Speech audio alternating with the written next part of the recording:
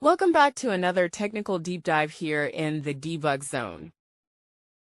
Today we're tackling a big question and breaking it down with insights from other users. Hopefully this clears up some misconceptions and helps you get the answer you need. So buckle up, stay a little curious, and let's jump right in.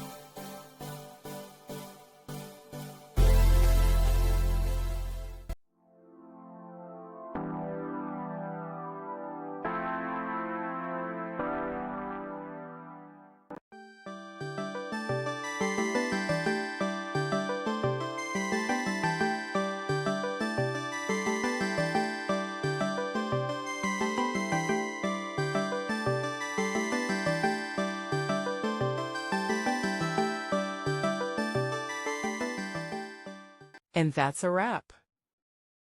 I hope you found the answer you were looking for. If you did, take a second to hit that subscribe button. It really helps out.